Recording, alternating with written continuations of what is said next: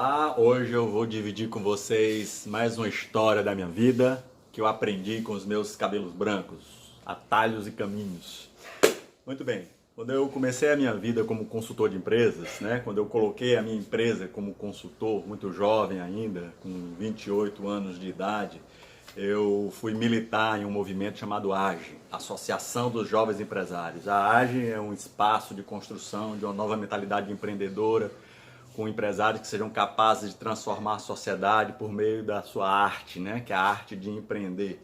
Então, essencialmente, o que é que falta aos jovens? Experiências. E a AGE trabalha muito partilhando experiências daqueles que fizeram, aqueles que têm relatos significativos para produzir e gerar valor. Então, palestras, seminários, Esse espaço é um espaço de divisão, de dividir histórias e experiências para que outros possam se apropriar de caminhos. Então, quando eu estava começando a minha trajetória profissional, com 28 anos de idade, eu fui militar na AGE e fiz parte do movimento, fui para a diretoria da AGE.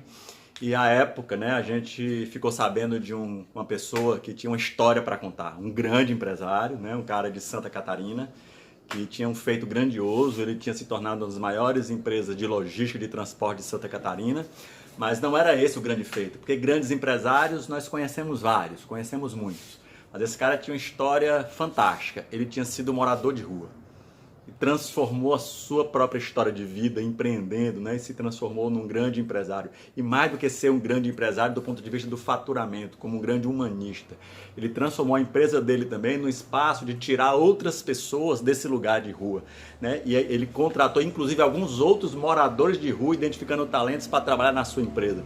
Então esse cara foi um revolucionário no conceito de vida, Esse cara de fato conseguiu unir muitas vezes dois olhares: o capital, a lógica do empreender, do transformar e gerar valor, com a solidariedade, onde muitas vezes a gente fica nessa polaridade. Então esse cara tinha uma história relevante para contar. E nós convidamos para a palestra, na Federação das Indústrias aqui de Fortaleza, aqui no Ceará, FIEC. E aí, terminou a palestra. Como eu fazia parte da diretoria, a gente teve a honra, a felicidade de convidá-lo para jantar, e ele aceitou. Quando saímos para jantar, chegamos na Beira-Mar. Isso era final dos anos 90.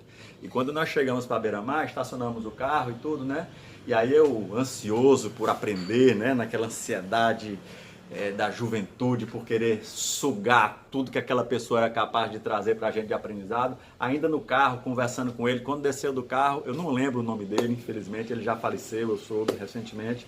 E aí eu perguntei para ele: fulano, se você pudesse definir em uma palavra, em um adjetivo, em uma característica, o que te fez chegar até aqui?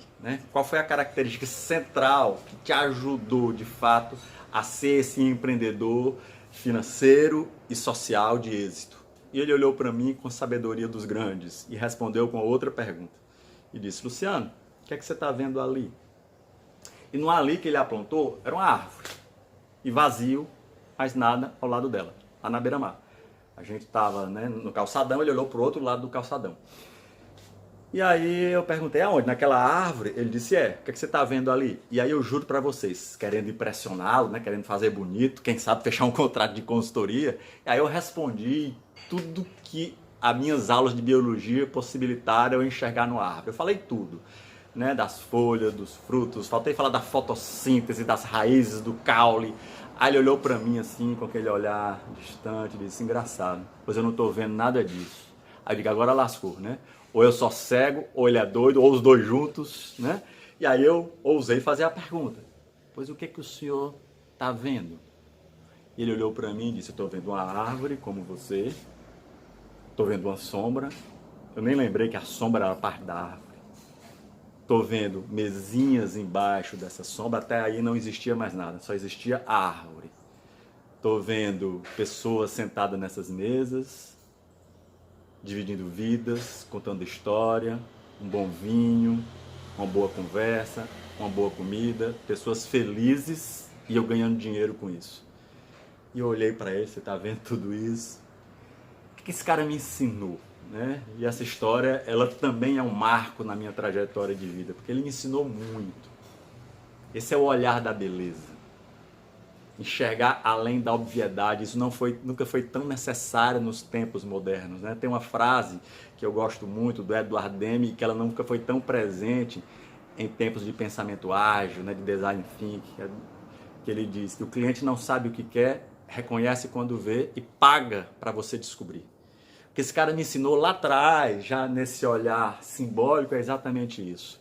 É sairmos da objetividade do olhar que só enxerga o evento em si. E ele diz, né? As oportunidades estão lá o tempo todo. Ele desconstruiu um modelo de pensamento que eu acho que é perverso, que a gente ouve muitas pessoas falarem na história, no discurso do cavalo selado.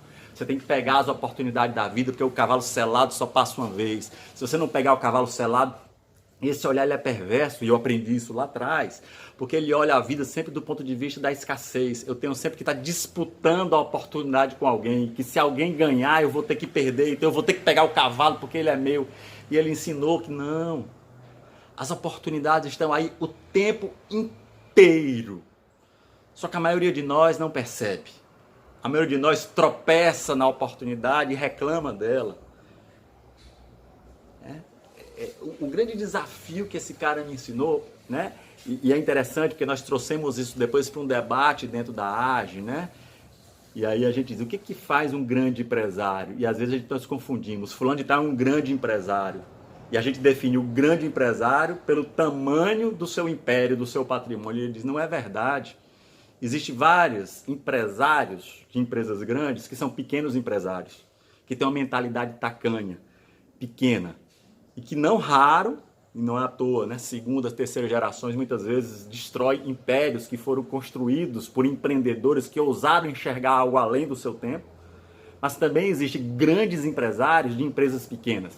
E a gente vê isso muito nesse modelo de mundo startup, né? Não é o tamanho do meu patrimônio, do meu ativo físico que defende ou que define o tamanho daquilo que eu sou, mas a minha capacidade de expandir o pensamento, de ousar romper grilhões que possam efetivamente, né, expandir a natureza do meu fazer, saindo da normose, daquilo que é o passado, para a construção do futuro. E esse cara ensinou isso com a leveza, né, em tempos que esses conceitos ainda não eram conceitos tão verdadeiros do ponto de vista da gestão. Mas ele já nos instigou a viver essas experiências a partir de um novo olhar, de nos transformarmos grandes como pensadores. Um pensar que desafia o status quo, que rompe barreiras, que rompe grilhões. Porque o que nos apequena diante da experiência do cotidiano? E aí eu me lembro do relato da experiência do elefante do circo, né? Muitas vezes nos tornamos prisioneiros de nós mesmos pelo tamanho da corda que nos torna refém daquela experiência. E é interessante porque esse elefantinho que se faz pequeno ali, né? Esse é o processo de adestramento de elefantes. Você amarra a corda no pé dele e ele se sente prisioneiro daquela corda, ele não pode sair, porque ele tem um olhar livre e quando ele tenta irromper aquele espaço, a corda o aprisiona e esse elefante ele, né, vai se moldando a essa realidade, ele vai se acostumando com os ditames da cultura, do pensamento e vai se apequenando diante desse universo até que ele cresce, se torna aquela, né, massa bruta de pura força e potência e aquele mesmo barbante o aprisiona. Quando ele chega lá e ele caminha naquela direção, quando ele sente aquele barbantezinho, ele deixa de tentar e retorna. Não raro, alguns elefantes adestrados, você pode tirar o barbante, como ele tem uma memória espacial muito forte, ele já condicionou até onde ele pode caminhar, mesmo sem o barbante, ele vai e volta. Ele não tenta mais transpassar aquela barreira, aquela fronteira. E o que aprisiona esse animal? Isso me faz lembrar um filme, né? Que é um filme Um Sonho Impossível. E aqui eu não vou trazer, né? Para não revelar aí a trama. Mas ele fala da história de um homem que é preso, né? E sofre o mal da institucionalização. Ele vai se acostumando com a prisão, né? São dois personagens, um é o Morgan Freeman, e eles vão ali convivendo nesse espaço, e um deles, que está lá preso há muito tempo, vai chegando perto do dia de sua libertação, e ele sonha em ser um homem livre de novo, em poder voltar para a vida, em poder retornar a viver essa liberdade.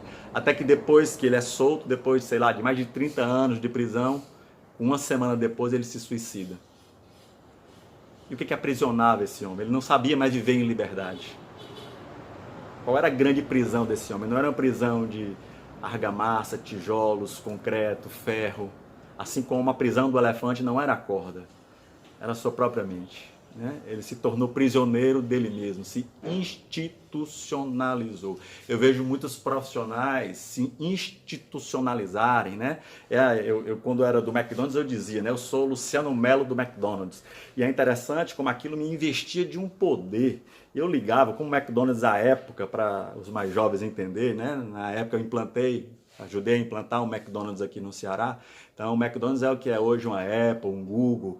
Então ele abria portas, eu conseguia falar com o gabinete do governador, eu conseguia falar com Coca-Cola, presidente da Coca-Cola, né? Eu representava este ator social, econômico importante. Então eu me investia de poder, Luciano Melo do McDonald's. E quando eu saí, o maior desafio foi esse grilhão que eu tive que romper. Quando eu saí do McDonald's, que eu botei minha consultoria, eu ligava para alguém, quem é? Chega, eu falava manso, né? É o Luciano Melo, da parceria. Porque eu não tinha mais o sobrenome por trás da instituição. Então, o fenômeno da institucionalização é aquilo que nos aprisiona a partir desses status quo que vão limitando a nossa potência. E o que esse cara já me ensinou lá atrás, nessa origem, rompa esses grilhões. Ouse olhar e enxergar além da árvore, enxerga as oportunidades que estão postas, que outros ainda não exploraram, né? E a partir disso, você constrói a sua excelência, a sua potência. Então, o grande desafio nosso é, de fato, e nesses tempos, onde as soluções não podem ser regidas pela lógica do passado, nós nunca fomos tão convidados a enxergarmos nas árvores a solução daquilo que é a potência da construção dos benefícios do nosso futuro. Bacana, se gostou, vá lá, curta, dê um like e até a próxima.